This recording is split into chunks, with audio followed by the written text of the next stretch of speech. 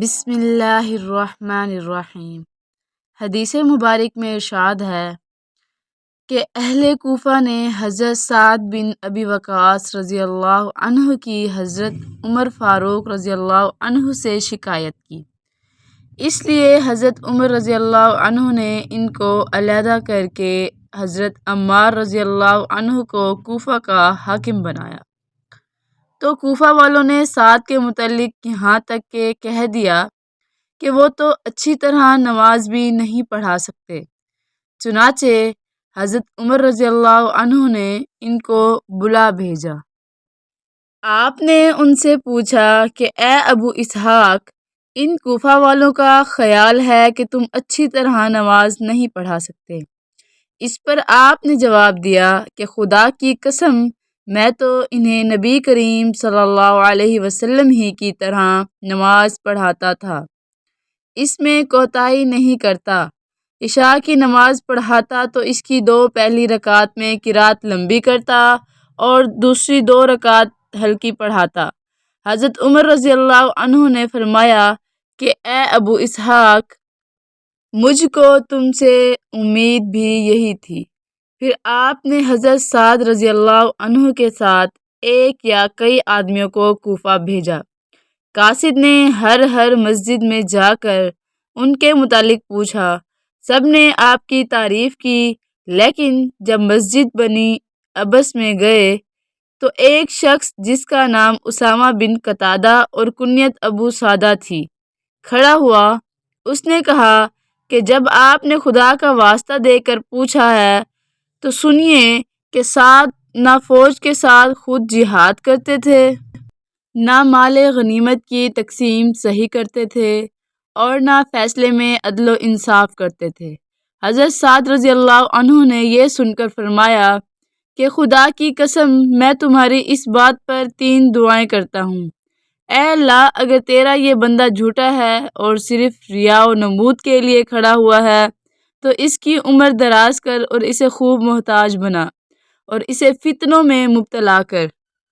اس کے بعد وہ شخص اس درجہ بدحال ہوا کہ جب اس سے پوچھا جاتا تو کہتا کہ ایک بوڑھا اور پریشان حال ہوں، مجھے سعد رضی اللہ عنہ کی بد دعا لگ گئی۔ عبد الملک نے بیان کیا کہ میں نے اسے دیکھا، اس کی بھویں بڑھاپے کی وجہ سے آنکھوں پر آ گئی تھیں، لیکن اب بھی راستوں میں وہ لڑکیوں کو چھیڑتا۔ حدیث مبارک میں ارشاد ہے کہ رسول کریم صلی اللہ علیہ وسلم نے فرمایا، جس شخص نے سورۃ فاتحہ نہ پڑھی اس کی نماز نہیں ہوئی۔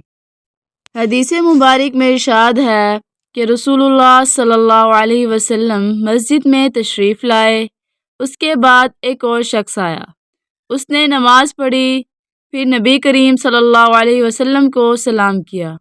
آپ نے سلام کا جواب دے کر فرمایا کہ واپس جا اور پھر نماز پڑھ، کیونکہ تو نے نماز نہیں پڑھی۔ وہ شخص واپس گیا اور پہلے کی طرح نماز پڑھی اور پھر آ کر سلام کیا، لیکن آپ نے اس مرتبہ بھی یہی فرمایا کہ واپس جا اور دوبارہ نماز پڑھ، کیونکہ تو نے نماز نہیں پڑھی۔